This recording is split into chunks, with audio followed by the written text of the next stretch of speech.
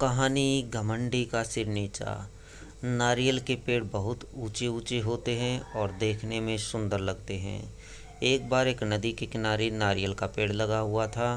उस पर लगे नारियल को अपने पेड़ के सुंदर होने पर बहुत गर्व था। सबसे ऊंचाई पर बैठने का भी उसे बहुत मान था। इस कारण घमंड में चूर नारियल हमेशा ही पत्थर को तुच्छ पड़ा हुआ कहकर उसका अपमान करता रहता था। एक बार एक शिल्पकार उस पत्थर को लेकर बैठ गया और उसे तराशने के लिए उस पर तरह तरह से प्रहार करने लगा। यह देख नारियल को और अधिक आनंद आ गया। उसने कहा, ऐ पत्थर, तेरी भी जिंदगी क्या है? पहले उस नदी में पड़ा रहकर इधर उधर टकराया करता था और बाहर आने पर मनुष्य के पैरों तले रौंदा जाता था, और आज तो हद ही हो गई है। ये शिल्पी तुझे हर तरफ से चोट मार रहा है और तू पड़ा हुआ देख रहा है। अरे, अपमान की भी कोई सीमा होती है। कैसी तुच्छ जिंदगी जी रहा है। मुझे देख कितने शान से उस ऊंचे वृक्ष पर बैठता हूँ। पत्थर ने उसकी बातों पर ध्यान ही नहीं दिया। नारियल रोज इसी तरह पत्थर को अपमानित करता रहता। कुछ दिनों बाद उस शिल्पकार ने पत्थर को तराश कर शालिग्राम बनाए और पूर्ण आदर के साथ उसकी स्थापना मंदिर में की गई। पूजा के लिए नारियल को पत्थर के बने उस शालिग्राम के चरणों में चढ़ाया गया। उस पर पत्थर ने नारियल से कहा, नारियल भाई, कष्ट सहकर मुझे जो जीवन मिला उसे ईश्वर की प्रतिमा का मान मिला। मैं आज तराशने पर ईश्वर के समतुल्य माना गया।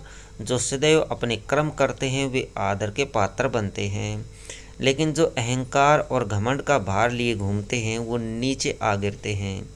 ईश्वर के लिए समर्पण का महत्व है, घमंड का नहीं। पूरी बात नारियल ने सिर झुकाकर स्वीकार की, जिस पर नदी बोली, इसे ही कहते हैं घमंडी का सिर नीचा। घमंडी का सिर नीचा। इस कहानी से हमें यही शिक्षा मिलती है कि हम घमंड करके स्वयं अपनी छवि का अपमान करते हैं।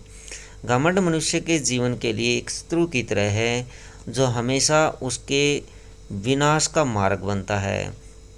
कहते हैं न, सफलता मिल जाती है, लेकिन जो उस सफलता पर घमंड नहीं करते वास्तव में वही सफल होते हैं। घमंडी व्यक्ति कितना भी ऊपर उठ जाए, एक दिन वो नीचे आकर गिरता है, और उस वक्त जो उसका अपमान होता है उससे बड़ा श्राप उसके लिए कुछ नहीं होता। घमंड एक ऐसा भाव है जिससे मनुष्य कब फंस जाता है उसे उसका भान तक नहीं रहता। इसलिए सदैव अपने जीवन का अवलोकन करना चाहिए। अपने आप को कटघरे में खड़ा कर खुद अपनी करनी, अपने बोले हुए शब्दों का निष्पक्ष न्याय करना चाहिए। और अगर आप खुद को दोषी मानते हैं, खुद को दोषी पाते हैं, तो गलती को स्वीकार करें और समय रहते उस गलती के लिए क्षमा मांगें। घमंडी का सिर नीचा, यह मुहावरा की कहानी आपको कैसी लगी कमेंट बॉक्स में अवश्य लिखें, और साथ ही अपने दोस्तों के साथ शेयर भी करें।